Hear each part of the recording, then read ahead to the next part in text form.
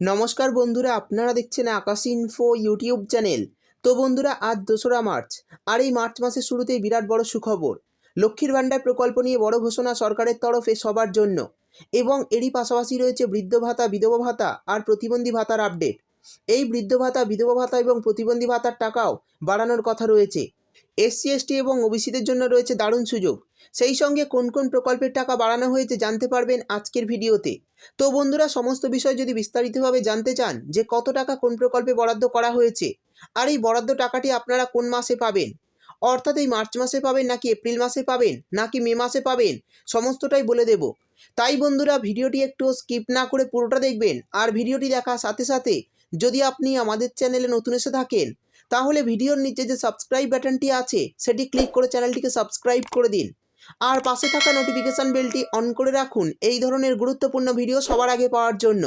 তো চলুন বন্ধুরা, ভিডিও শুরু করা যাক।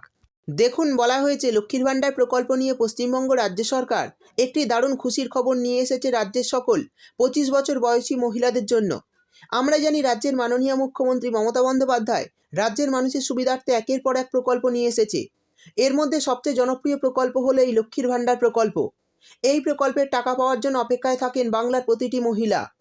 ইতিমধ্যে মার্চ মাস পড়ে গেছে, তো এই মার্চ মাসে কত টাকা করে মহিলাদের অ্যাকাউন্টে দেওয়া হবে সেই নিয়ে চিন্তায় রয়েছেন। তো এই ভিডিওতে আমি আপনাদের পরিষ্কারভাবে জানিয়ে দেব। এরপর বলা হয়েছে 2021 সালে মাননীয় মুখ্যমন্ত্রী মমতা বন্দ্যোপাধ্যায় এই প্রকল্পের সূচনা করেন। লক্ষ্মীর ভাণ্ডার প্রকল্পের নতুন নিয়ম মেনেই আজকের বিশেষ খবর রয়েছে। তো কি খবর, চলুন দেখে নেওয়া যাক।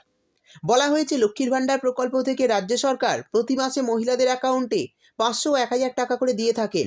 প্রতি মাসে মহিলাদের ব্যাংক অ্যাকাউন্টে এই টাকা চলে আসে। কিন্তু বর্তমানে লক্ষ্মীর ভাণ্ডার প্রকল্পের টাকা বরাদ্দ করা হয়েছে। তো কত টাকা বরাদ্দ হয়েছে জেনে নেব।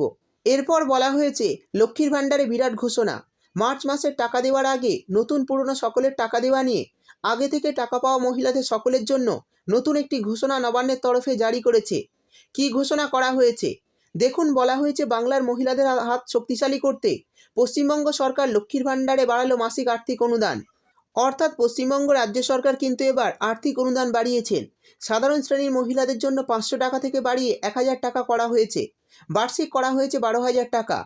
আমরা জানি আগে সাধারণ শ্রেণীর মহিলারা মাসিক 500 টাকা করে পেতেন এবং বছরে 6,000 টাকা, কিন্তু বর্তমানে টাকা বাড়িয়ে বছরে 12,000 টাকা করা হয়েছে। এর জন্য 6,000 টাকা বরাদ্দ করা হয়েছে সাধারণ শ্রেণীর মহিলাদের জন্য।